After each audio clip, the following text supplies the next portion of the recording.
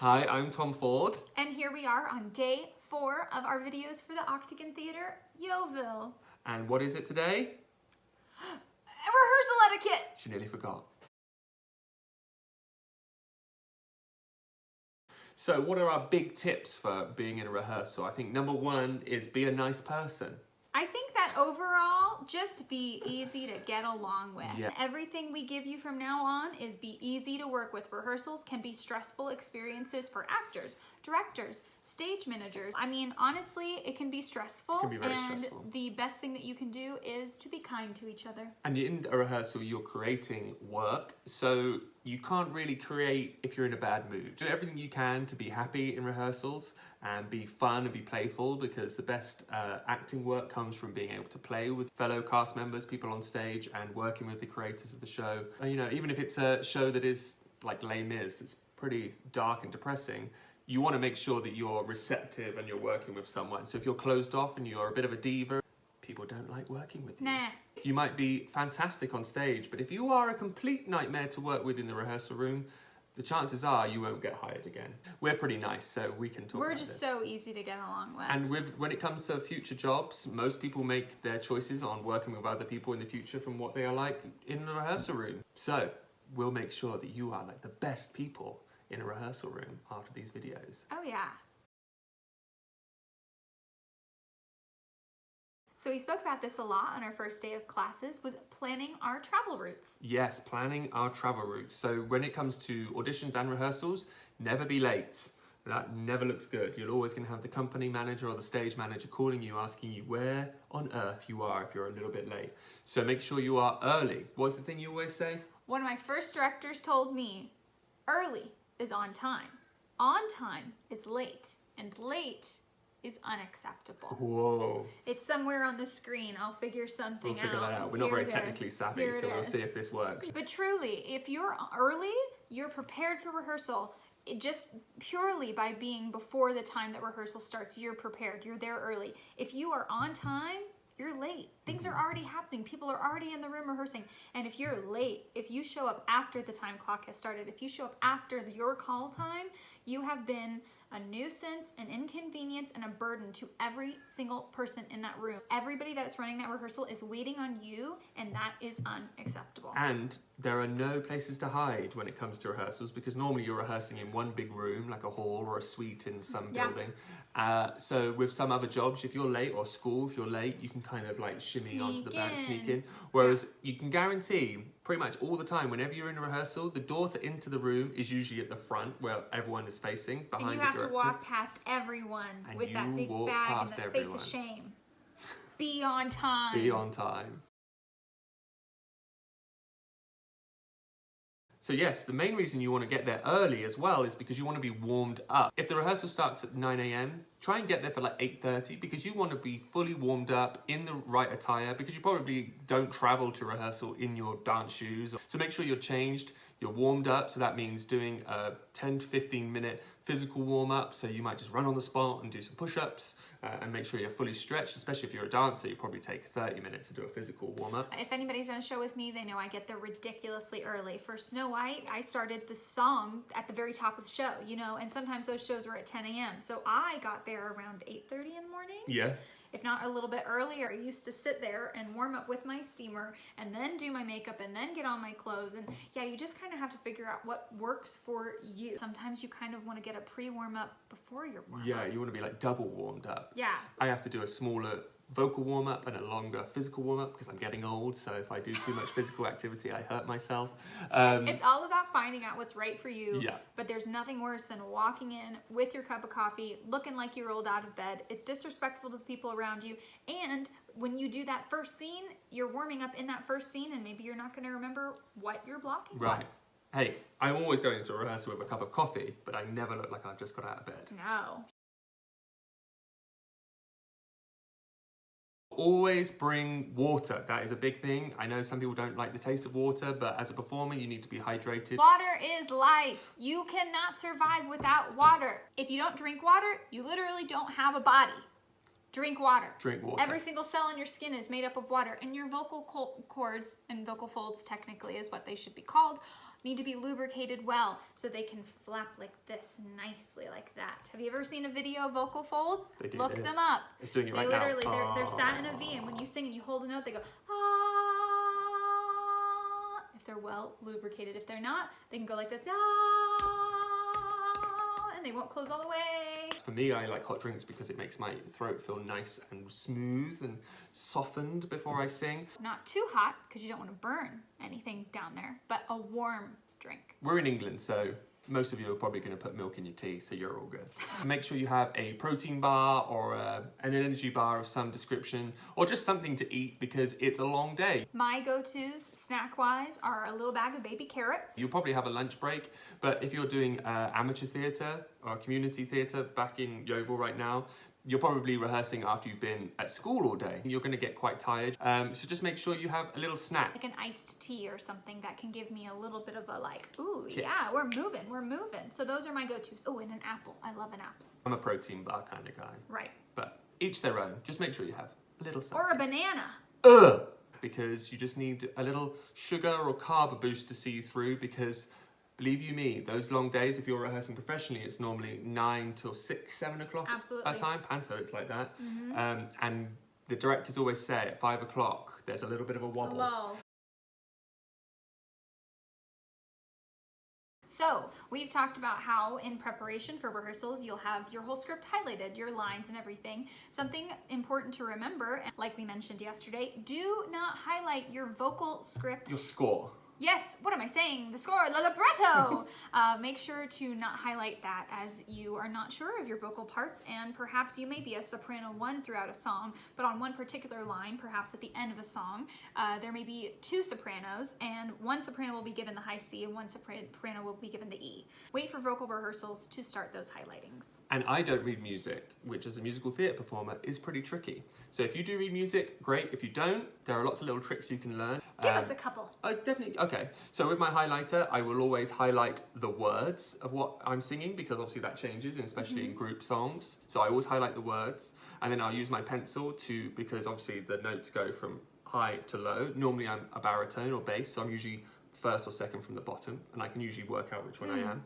And then I will like circle the notes where it divides into harmonies. I will always use my pencil to circle my notes. And then sometimes I'll use a highlighter to show it. And make sure you have your pencil ready, because especially with music, there's always going to be strict cutoffs and like things you need to hold these notes, crescendo and decrescendo. Look at this, I know my words. What can I say? I will write down the counts. I will say definitely. like off on 5. So I'll say above the last note, it'll go 1, 2, 3, 4 off. I'll write it in. And I know some people don't have to do that, but that's just me. I read music pretty well. I think some important things to know are piano. You know, piano means soft. That's a little P. F means forte. That means loud. MF means mezzo forte. That means almost loud. Medium loud, kind of.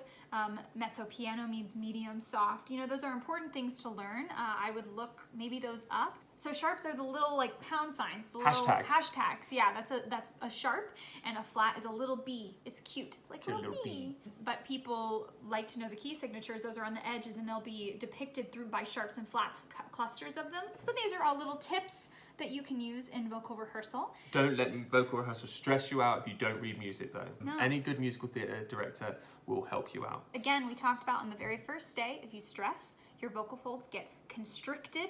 Kind of when you belt, your vocal folds get short, but they get short in a nice way. So then when you try to touch and you try to sing, more air goes out of them than they should. And so you can't make sound. Nice. So all to say, make sure you have a highlighter and a pencil. Multiple pencils, they break. I use the nice like retractable ones because I'm fancy. bougie. She says this, but she ends up stealing all mine. So another very important thing is to get used to props or costume pieces that may be different to what you wear. It's very easy to just wear sneakers and trainers throughout a rehearsal process, But I always find if my character wears big working boots, I will wear them towards the latter end of rehearsals just so I get used to how that character walks. I usually try to get it into my body in the very first blocking rehearsal, but after that, if I know my character wears heels or it's a big Victorian show and they wear a long dress, those are things that I will incorporate over time and throughout the rehearsal process. And a lot of times girls will be encouraged to wear rehearsal skirts, which sometimes they provide, which just give you the feeling of wearing a big skirt, especially in rehearsals. Sweatpants and a long skirt feel different and you will perform differently. Yeah, but the other thing they usually sometimes wear is glasses. So if I'm wearing glasses, I as a person, as Tom, don't wear glasses. So that's something I have to get used to, is wearing glasses, how they move.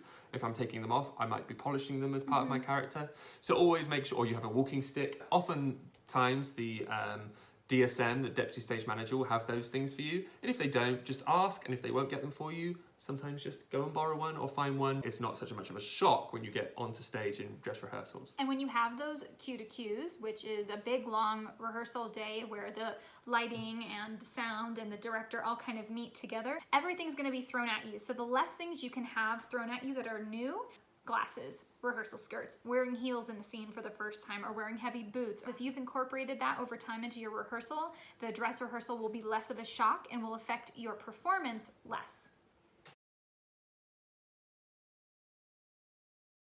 Another big thing is taking the note. So when a director gives you a note to do something, just take it and do it. A director will often tell you sometimes things that you did poorly, or that they didn't like, or that they want you to change.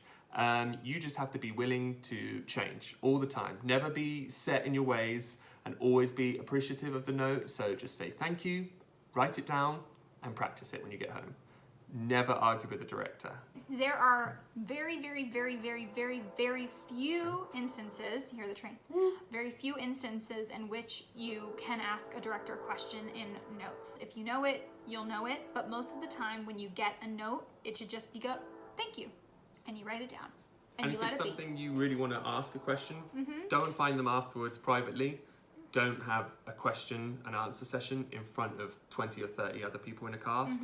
Especially if it only has to pertain to 1 or 2 people and you're in a cast of 30 or 40 individuals. Not good. Talking about notes, Yes. Another very, very important thing. As an actor, a performer, never give another cast member a note. That is a big theatre taboo. Doesn't matter if you're professional or not, never do it. Hey, Tom, when we were entering from Wing 1 earlier, I feel like we're supposed to be in the upstage, aren't we? We were, yes, we are. Okay, I think we were in the downstage. Oh, okay. Even conversations like that may seem quite simple and innocent should go through your director or your stage manager. Yes. And me giving it to Tom probably sounds more like, hey Tom, you were downstage, we were supposed to be upstage. Can you be upstage next time? Right. It always is going to sound like that, even if you say it in the nicest possible tone. Always go to your stage manager or your director. Yes, let them give the notes. That's their job. Yeah. Your job is to take the notes and do the best performance you can. And it's not about ratting out your fellow performers. If something happens on stage, it's most likely going to be you just leave it and let the director. You don't need to go to your SM. You don't need to go to your stage manager. SM and stage manager are the same thing. If it's on stage, let them handle it. If it's a backstage and a safety issue, that's when you can go ask things, but it's always asking about yourself. Usually you don't want to go ask about other performers' performances. No. And if the other performer comes to you and says, Kathryn, I think I gave you the wrong prop there, right? Oh, I don't know, ha ha ha ha ha. Laugh it off and be like, yeah, I think so, but I'm not sure. Just be polite. And if the person's owning up and asking because they want your help, then great, help them out. But don't offer your help without them ever asking for it. No unsolicited advice. And people make mistakes all the time. And that's one of the joys of theatre, is making a mistake. And we'll get into this in the show, handling it, doing the best you can, and then getting off stage and having a really big laugh about what a big fluff you just made. Totally. Okay, so now we're going to talk about stage directions. So that is when you're on stage and a director will say to you, okay, on this line, I want you to move down stage right. When a director says that to you, stage right or stage left is your right or your left. It's not theirs. So you always have to think, okay, the way I'm facing, it's to my right if I'm going stage right. If I'm going left, it's stage left, and that is to my left. Some people get confused because they're like, stage right, stage left. It's for the actors. So if you're a director, it gets a little confusing because stage right means your actual physical left. But as an actor, it's very easy. If someone says go stage right, it means you're right, and you go that way. So when you're in a rehearsal, you're obviously going to have your pencil and your script. Your lines already have been highlighted before anyway. So when the director says that to you, I want you, Tom, to move on this word downstage right. I will underline that word. I will draw a little arrow, and then I'll write stage right, which just means, okay, on this word, I have to move stage right. Now, if they say downstage right, again, that is downstage. That's to the front of the stage. So I would write shorthand, DSR. And if it was downstage left, DSL. Now, if they say move upstage, that's back. That's away from the audience. That's the upstage area. So that would be USR or USL. Or if you want to stay in the center, they might just say, I want you to move upstage. Stay in the center, move upstage. I will move USC, upstage center. Or Wow. DSC, Wow. downstage center. And they're the little details that you might forget. So it's good to know shorthand because you have so much to write down and directors never give you enough time to write anything down. And a quick note, if you're in a theater with wings, you'll have wing 1 and wing 2. Usually one will be at the front of the stage or at the down stage, and it will be the closest to the audience. Then you might have wing 2, which could be in the center of the stage. Perhaps you'll also have wing 3, which would be at the very, very top part of the stage, or wing 4 and 5 and 6. It depends. If you're doing a big opera, you could have 10 wings. Who knows? And the wings are the side of the stage where the audience can't see. So that's when you're just off stage. So you might have to take something off stage, or you may enter from that stage. So I'd be enter wing 1 DSR. So that would mean for that scene, I would enter from wing 1, right near the audience, from downstage right. Yeah. Little things you just need to remember to write down. Other words that directors will say to you that when I first started out, I had no idea what they meant. If a director says to me, Tom, when you leave the stage, I want you to strike that chair.